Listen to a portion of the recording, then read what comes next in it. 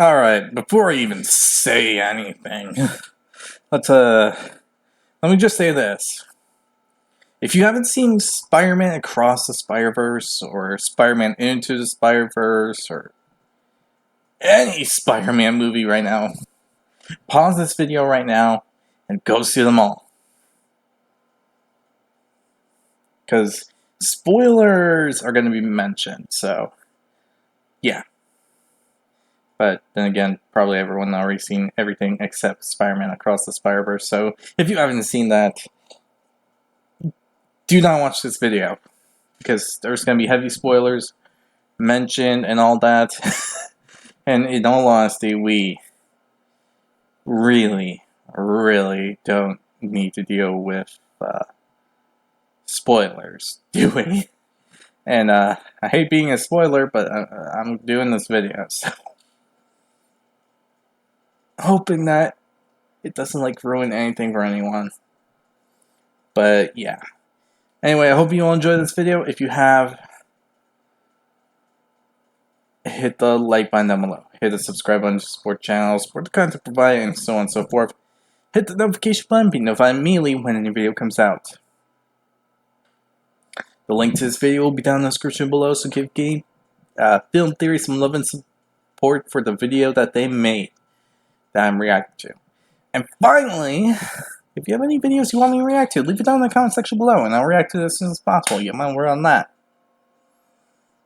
But again, other than that, spoilers are coming, so if you don't want to see that, and you haven't seen Across the Spider-Verse, get off right now. But for those of you that wish to continue, let's go. You know, in a movie that's wild enough to include a T-Rex Spider-Man, a cat Spider-Man, a Lego Spider-Man, and That was really cool. parked car the Spider-Mobile, you'd think they'd be smart enough to include literally the single best Spider-Man ever put to screen. I am, of course, talking about Spider-Man, the Japanese Sentai Spider-Man with the single best costume, a giant robot. He's also got himself a theme song that slaps.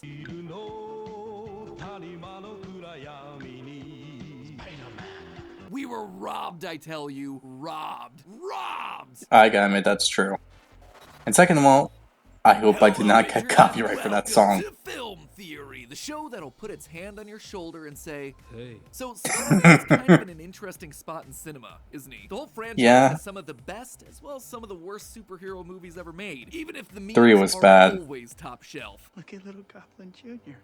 Cry. But one movie That movie was bad. Saw going as hard it just seemed too forced in a way. Into the Spider-Verse, telling the story of Miles Morales as he takes up the mantle of Spider-Man after his Peter Parker is killed. Thankfully, he gets himself a ton of help figuring out what to do in the form of spider people from various different universes dragged into Miles' dimension by the movie's big bad. What felt like it could easily have been a cynical cash grab turned out to exceed everyone's expectations. It's considered to be one of the best, if not the single best Spider-Man movie ever made. It's beloved by critics, it made a killing at the box office, it won all I said No Way Home was Across and Beyond the Spider-Verse. Let's just say that those movies had a lot great. To live up to. And thankfully, the recently released Across the Spider-Verse is great. Seriously, when this movie first got teased, I was concerned that it was just going to turn into a everything fest with too much fan service. And while it did lean in more on the cameos and fan service than the previous one, it also managed to be a worthy sequel to one of the best superhero films ever made. Even if that cliffhanger at the end did leave me a little bit disappointed. Also, I don't think this was a movie, but just one with the ending. I seen Across the Spider-Verse the day it came out. Freaking loved it.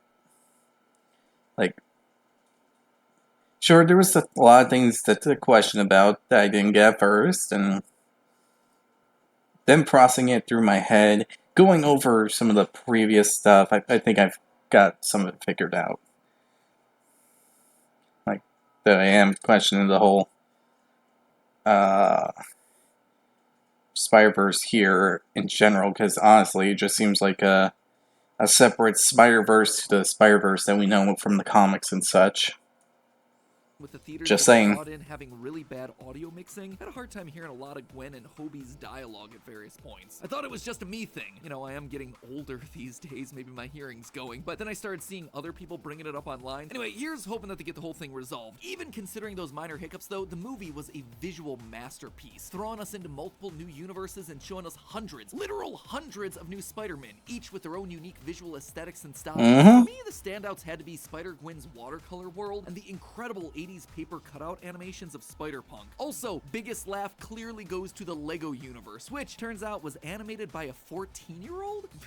Kids these days, man, you guys are so talented. Without a doubt, across Yeah, the hey, that Spider-Verse, I heard all about the that. That ideas was from the first film amazing. turned them up to 11. Kid got talent. Spoiler warning for Across the Spider-Verse in case you didn't figure it out by this point. After the events of several recent movies, including Into the Spider-Verse, Spider-Man No Way Home, and Doctor Strange in the Multiverse of Madness, which, yes, Doctor Strange is specifically called out in this movie. Don't even get me started on Doctor Strange and the little nerd back on Earth 1999-99. Holes have started showing up throughout Damn. the multiverse. These have let bad guys slip into alternate dimensions and wreak havoc. In response, Miguel O'Hara, the sci-fi Spider-Man 2099, has set up the Spider Society to help police the multiverse and bring all these villains home. But when Miles wants to join the Spider Society, Miguel refuses him at every step, because Miles is actually part of the problem. He unintentionally created the Spot, a multi-dimensional villain, and the events of Into the Spider-Verse were never supposed to happen. Miles was not supposed to be bitten by the radioactive spider. His world's Peter Parker was not supposed to die. Miles was never supposed to take on the role of Spider-Man in the first place. What's even worse, that spider that bit Miles wasn't even from his universe. So Miles is the original anomaly that started knocking over all these dominoes. So to help set things straight, Miguel and his Spider Society are trying their best to, quote, restore the canon, to make things right by ensuring that the big events that are supposed to happen to every Spider-Man across every world actually happen. And if they don't, well then the multiverse itself could collapse. You know, no pressure. But see, loyal theorists, I have a problem with his line of logic. It doesn't sit right with me given everything that we see both in this movie and throughout the wider multiverse that this movie sits within. Someone mentions it. There we go. Here we go. There we go. Yeah. Wanna know why? Comic book. 616. Alternate version of Gwen Stacy living in New York.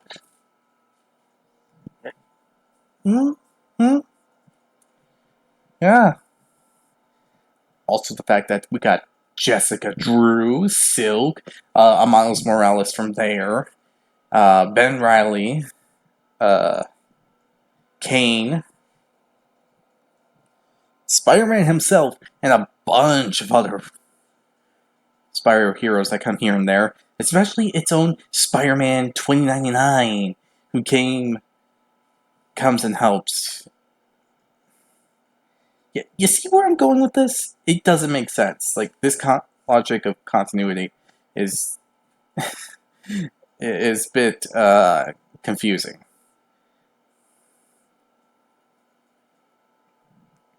Because technically this doesn't make sense. If anyone's supposed to do it, it would be the literal web of life.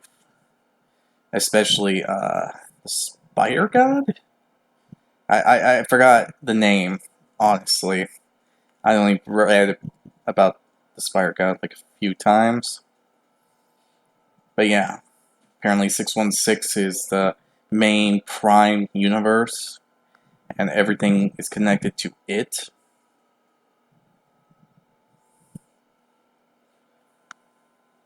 And all that, and there needs to be a Spider Totem, and if a Spider-Man or Spider-Woman isn't a part of that universe, the universe can literally die and all that. So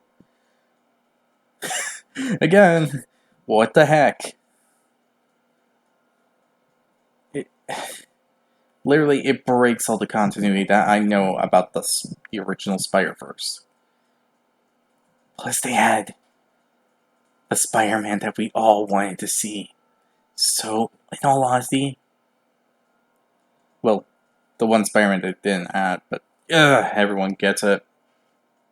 So yeah, anyway, I think gonna stop Miguel is making rambling. a huge mistake here. I think he's wrong about the whole canon events thing. I also Exactly. think he's wrong about Miles being the real danger of all of this. And that error is ultimately going to destroy everything that we love about every superhero movie if they don't set things right. We're not only looking at the collapse of the Spider-Verse here, we are looking at the end of the Marvel Cinematic Universe. So change into your Spider-Sonas, friends, and let's swing into it. Within the film, we're introduced to the idea of canon events. According to Miguel, these are fixed events in time that must happen for a universe to remain stable. Basically, it's the explanation for why so many different versions of Spider-Man across so many different stories all experience the same things. They had to happen for that universe to exist. Now, they don't outright give us an explicit list of canon events that have to occur for all the Spider-Man, but they do show us images of several others within the web of life and destiny. The ones I spotted included a spider bite giving someone superpowers, the death of an Uncle Ben-esque figure teaching Spider-Man the lesson that with great power comes great responsibility, connecting with a love interest, sometimes with an upside-down kiss in the rain, a wedding to a love interest, a symbiote creating a nemesis, throwing the Spider-Man costume away, and being crushed by rubble before finding the strength to lift it. Gwen also mentions that in every other universe, Gwen Stacy falls for Spider-Man, and in every universe it doesn't work out, so that one may or may not be a canon event as well. But the big one, the one that applies the most to this particular story, a police captain close to Spider-Man dies, usually by trying to save a child from falling debris. This is where the main conflict of the story comes in. Miles's dad is about to be sworn in as captain of the NYPD, and obviously he doesn't want his dad to die, but you apparently can't bypass a canon event, and Miguel refuses to let Miles leave to save his father's life.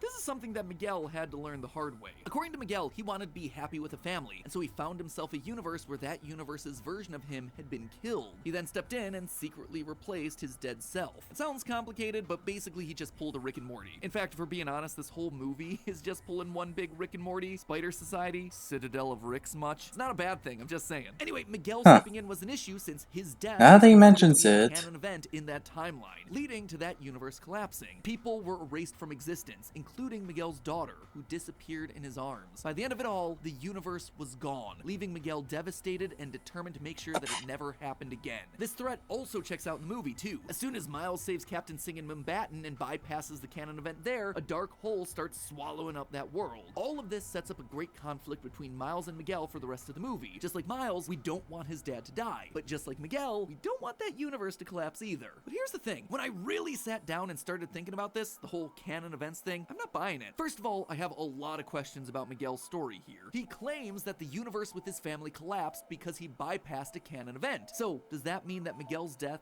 was a canon event? But who then was it a canon event for? Was he the Uncle Ben or the police captain in this situation? Or was he just some random guy? Was he the Spider-Man of that world? He has the powers in the title after all. Would that then mean that Spider-Man's death is a canon event? That shouldn't be the case since Miguel later yells at Miles for getting the Spider-Man of his world killed. And considering how much Marvel, Disney, and Sony want to milk this character until the end of time, something tells me that Spider-Man's death is not going to be a corporate-approved canon event that's going to happen all the time. Additionally, how has Miguel seen this actually happen? We only see the one instance, so is Miguel working with a dad? Here's my theory. This only really happened because Miguel probably messed with something beyond his understanding. It's not a canon event. It's more of the fact that he was in a place that exactly doesn't need him to exist there. And obviously this happened after the whole Into the Spider-Verse. So honestly, I think it's a mixture of what happened in the MCU and Into the Spider-Verse. The reactor causing a meltdown, which for 2 times, not just once, but twice, which affected everything, and it's all connected to the spot. So that mixed with what happened in the MCU in No Way Home, when Doctor Strange did that, when Doctor Strange did the spell, it just made like huge cracks into the multiverse and brought people who should have died but didn't. And this happened twice, bringing them there, and when the box containing the spell broke. I think these two things together is what's causing all the problems. And yeah, that's probably why this happened. Because of all this damage. I'm going to go into more detail about this at the end, though. So enough test cases to make such a weird multiversal Big Brother organization that's okay with so many people dying. In short, it doesn't make sense. And the other canon events start falling apart too when you really look at them. Like, speaking of Miles getting his Peter Parker killed, didn't that disrupt every other canon event of Miles' universe? Shouldn't that universe have imploded? Or is that universe self-correcting around Miles? Given how much of an anomaly Miguel makes Miles out to be, that probably shouldn't be the case if Miguel is truly right in his hypothesis. Another easy example would be the symbiote attaching to someone and becoming a nemesis for Spider-Man. What's the problem here? Well, Across the Spider-Verse features a moment where the Spot briefly pops into the universe of the Tom Hardy Venom movies to steal some gum. But it doesn't seem like there's a Spider-Man in the Venomverse for Eddie Brock to butt heads with, considering Eddie doesn't react to Spider-Man being unmasked when he briefly crossed over into the MCU during the post-credit scene for Let There Be Carnage. Another example would be Spider-Man connecting with and marrying their love interest. This problem comes with the Amazing Spider-Man films, which are directly connected to this universe through a cameo with Andrew Garfield. Sure, he fell in love with Gwen Stacy in his world, but after her death, he focuses all of his time and energy into being Spider-Man, as he explains in No Way Home. You have someone? I got no time for Peter Parker stuff.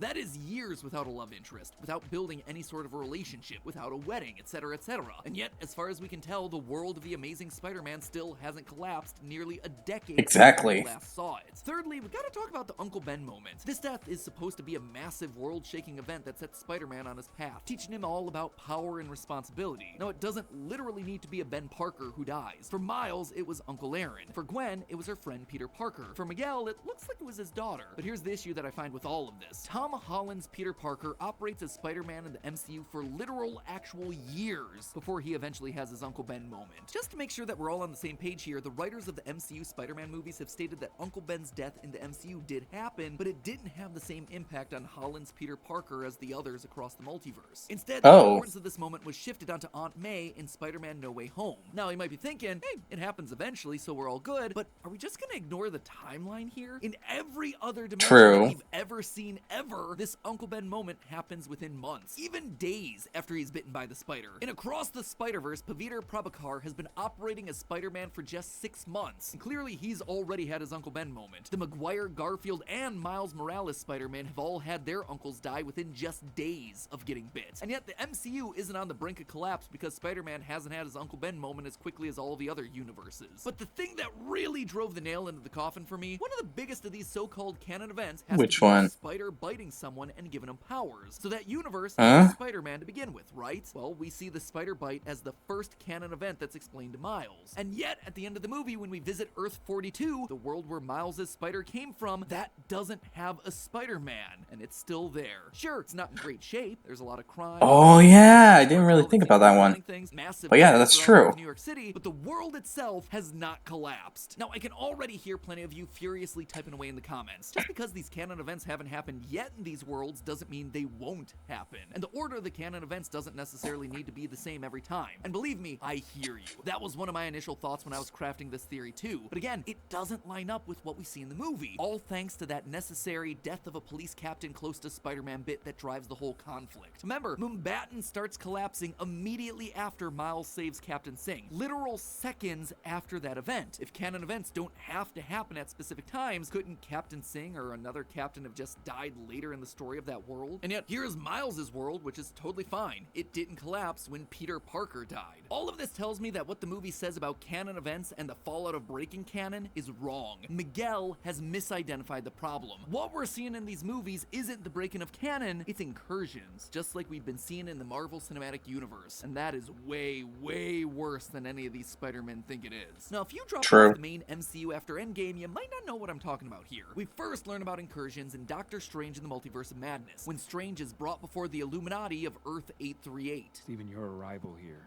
confuses and destabilizes reality. The larger the footprint you leave behind, the greater the risk of an incursion. Basically, when people from one universe cross into another, the two universes start getting pulled together. Everything starts breaking down until at least one of the universes is torn apart at the seams, killing everyone in it. Sounds familiar, doesn't it? This is an incursion, and they are no joke. We see what's left of a universe after its incursion, and it's a wasteland. It is a void of nothingness. This is such a big threat that the Illuminati think Doctor Strange merely existing in their universe is a major risk, and that he needs to be dealt with. But hold on, why am I connecting this movie to the MCU? Sony is the one that's making the Spider-Verse films, not Marvel. And that's correct. But Spider-Verse goes well out of its way to make sure that there is a connection established to the MCU. And it's not a blink and you miss it cameo or offhanded reference either. Like I said at the top of the episode, Miguel straight up references the events of No Way Home and Multiverse of Madness within the first 15 minutes of this movie. Don't even get me started on Doctor Strange and the little nerd back on Earth 1999. Earth 1999 is the MCU. Of the MCU in Marvel multimedia. First called out in the official handbook of the Marvel Universe A to Z. No Way Home connected the older Sony films to the MCU multiverse, so the projections of both Andrew Garfield and Tobey Maguire's Spider-Man also connect this movie to them too. The Spot briefly visits Mrs. Chen from the Venom movies, a world also connected through No Way Home, and Donald Glover cameos as a variant of Uncle Aaron suited up as the Prowler, the same role that we see him play in the MCU. But the linchpin that 100% slots this into the Marvel Cinematic Multiverse now, when Miguel begins his explanation of the Spider-Verse to Miles, he projects a simulation of the multiverse, one that looks exactly like how the multiverse has been portrayed throughout the MCU. And I'm not just talking, oh, it kind of looks like it if you squint at it, I guess. This is exactly the same glowing, glimmering white lines branching off into multiple timelines, just like what we saw in Loki, just like what we saw in Quantumania. Having all of these connections to the MCU, positioning this as part of the wider Marvel Cinematic franchise, means that we have to bring in the MCU logic here. Sony can't have their MCU cake and eat it too, even if they do buy two cakes. If people from one universe crossing over into another universe is something that causes incursions, that is what we're seeing in this franchise. And it explains everything. It solves all of the issues that we've been having. When Miguel crossed over into that other universe where he died so he could live a happy life with his family, he caused that world to be erased through an incursion. It explains why Earth 42, the world without a Spider-Man because our Miles got bit by its spider, is totally fine despite it breaking canon. No extra dimensional visitors have spent any significant time there, thereby avoiding an incursion. It also explains what's happening in Mumbattan. Miles, Gwen, Spider-Punk, and the Spot basically destroy a massive stretch of the city, leaving a giant footprint behind. The hole that opens up in Mumbattan is the beginnings of an incursion, one that the Spider Society is arguably making worse by trying to fix. And that's the bitter irony in all of this. In Miguel's desire to try and fix the problem that he wrongly identifies as breaking the canon, what's he do? He gathers Spider people from across the multiverse into one place, and then he sends them on missions to realities that aren't their own. Every single time that he does that, the Spider Society is risking another massive series of these universe-ending events. In short, by trying to help the situation, by forcing things to fit a proper mold, to be the right, correct way, Miguel has made it exponentially worse. Not only increasing the risk of incursions happening throughout the multiverse, but by indoctrinating a literal army of spider people into simply standing by while innocent victims die. All in preservation of things being done the right way, the correct way. And thematically, this theory makes a lot of sense. The story that I suspect the Spider-Verse franchise is trying to tell us is that anyone can be Spider-Man, but that everyone is gonna be doing it their own way. Everyone is gonna be doing it a little differently. Everyone's gonna carry that responsibility differently. But that doesn't mean that they're doing it wrong. You are your own person, and you can choose your destiny. You are not the product of a bunch of events that came before you. Miguel getting angry at Miles for messing up how things are supposed to happen, yelling at him because he's not supposed to be a Spider-Man, that could be a stand-in for a lot of the audience resistant to change. An audience who wants to see the same stories playing out over and over again the right way. Or that can also be a stand-in for where we are in society today, where certain classes of people are allowed to do things with their lives that others aren't just because they're right or correct. Just like how certain people can and can't be Spider-Man in Miguel's eyes. But Miles turns that entire idea on its head. Being told that he isn't supposed to be Spider-Man gives Miles the freedom, the permission to stop trying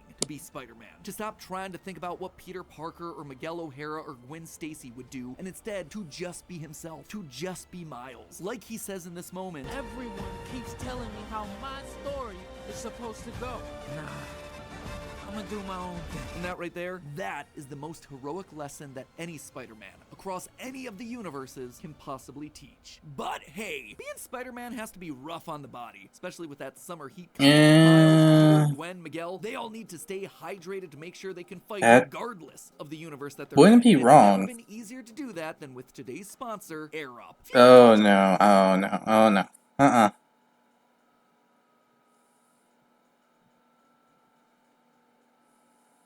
Or just by clicking the link in the description. Thank you again to Air Up for sponsoring today's episode, and as always, remember, it's all just a theory. A film theory. And cut. Okay, so my initial theory was wrong. My theory was that the events of what happened in MCU and the two colliders exploding was the cause of all those holes that were made. But now that we talk about incursions, that could explain it.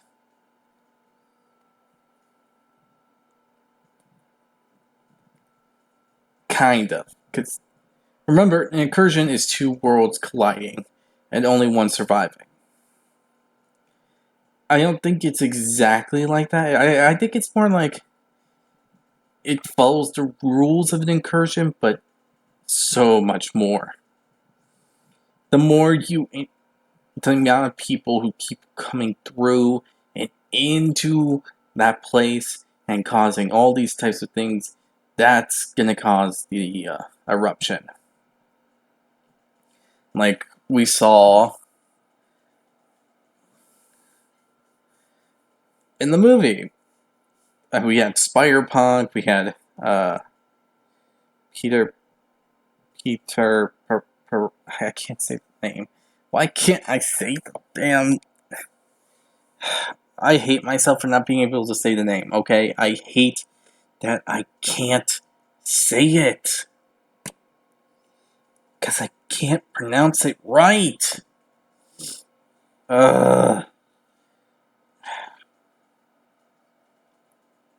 But yeah, when everyone was there, and the spot was there, and he caused a giant explosion, yeah, of course it's going to cause the bigger problem. Because he keeps blowing freaking holes, and the universe didn't stabilize enough. And yet, we had all these fire people from different universes, and the spot blasting a hole into the next world he's going to.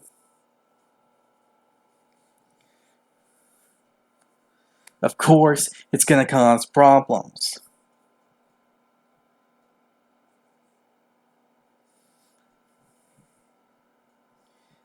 It's something that I always figured with this, because the canon events just don't fit. They don't fit the mold of Spider-Man at all. You want to know what I'm talking about? Okay. So, basically they're saying Spider-Man and all the things he has to do is basically something that needs to happen. Okay? Everyone with me? Well, how about this? Being Spider-Man isn't to allow people to die. And yet they're allowing it. So how the heck can they say that? Like, I can get making their own story. But even then, the main core of Spider-Man was always doing their best to save those who they can and who they can save. Even if they have close to 0% of saving them, they will still try their very best to save that one person.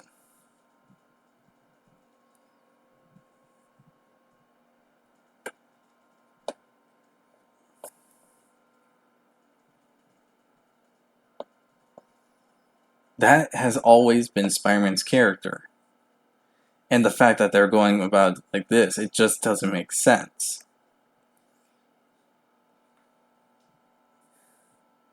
Whether or not the theory is completely like wrong in the case that it's actually an incursion thing, I don't believe that canon events are the main thing. To me, the canon events, while it is something that happens, doesn't mean it can't change.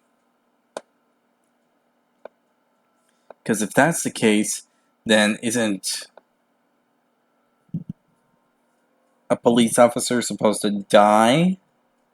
Isn't someone who was supposed to be like Uncle Ben supposed to die? I mean, Peter lost Tony Stark, and while not Uncle Ben, it was something that devastated him greatly. So, what the heck?